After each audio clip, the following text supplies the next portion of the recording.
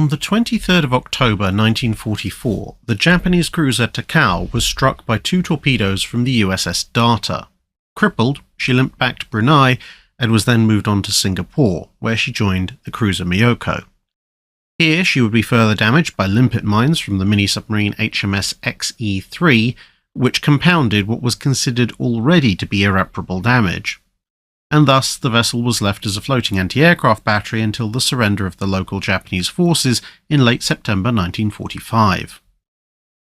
After inspection, she was slated to be sunk in a live fire exercise scheduled for late 1946. However, the summer of 1946 saw the nuclear tests of Operation Crossroads catch not just an array of test ships in the fire, but also one rather strange amphibious dinosaur-style reptile. Alive with absorbed radiation, the already quite large and powerful creature began to grow and, enraged by the blast, set upon and sank the submarine USS Redfish before heading out in the direction of other ships which it could hear coming and going, presumably on the basis of having heard ships arriving before the bomb blast along that vector and connecting the two via cause and effect. Faced with the loss of several more ships, and escalating tensions with the Soviet Union, the US Navy found itself in something of a quandary. The rapid demobilization of the US fleet in the aftermath of World War II meant that whilst there were plenty more replacement ships available in mothballs, reactivating them would take some time, and then crewing them and sailing them across the Pacific would take more time still. And even if or when this was accomplished, replacing the losses so recently suffered in order to shore up the deterrent effect on the Soviet Union would be the wider strategic priority. Thus, whilst sharing information on the approach of what would soon to become known as Godzilla, the US Navy was not able to offer any immediate assistance to Japan to deal with the incoming threat, at least in the form of actual warships. However, Japanese officials recalled that a number of Imperial Japanese Navy warships were still around, and they appealed to the US for permission and funding to help reactivate some of them. As the US was at this point more flush with cash than ships in the Western Pacific, this was agreed. A number of ex-Imperial Japanese Navy destroyers still in home island ports were allowed to be reactivated, and over in Singapore, the US saw the chance to score a triple win.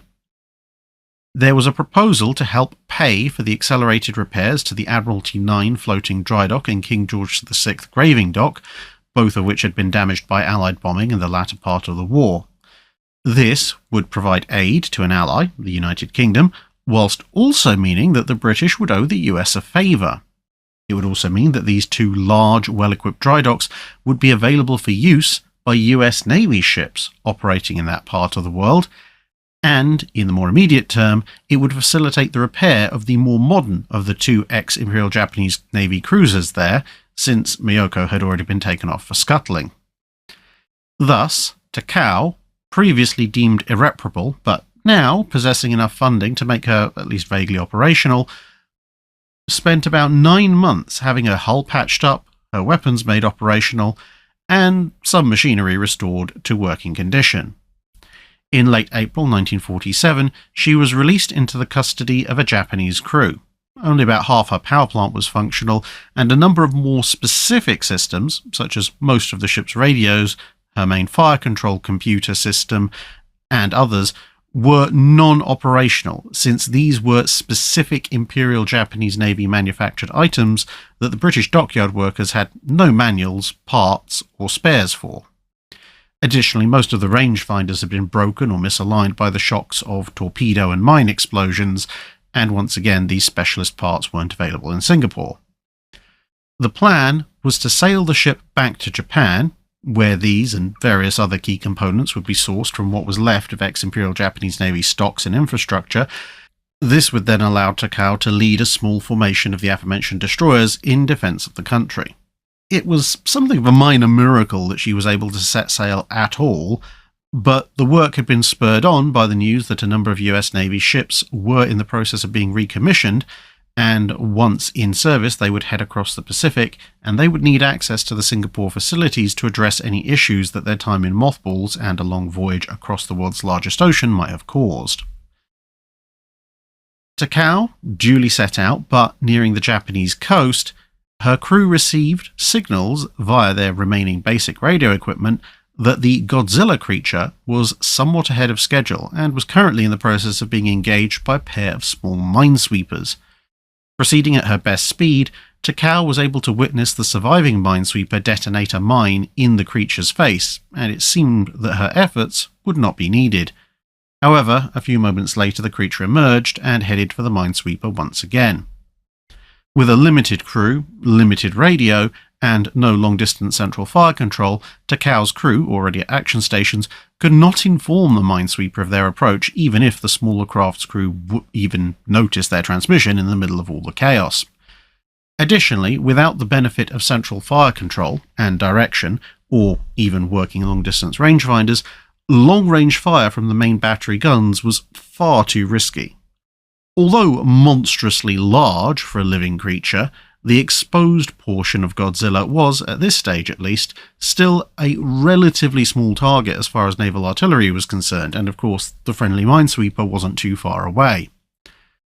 And thus the cruiser closed in to point-blank range, allowing the guns to be effectively bore-sighted using just the standard spotting scopes. The first salvo from the forward guns scored a number of direct hits, with the other shells passing close but doing nothing else but stirring up the water.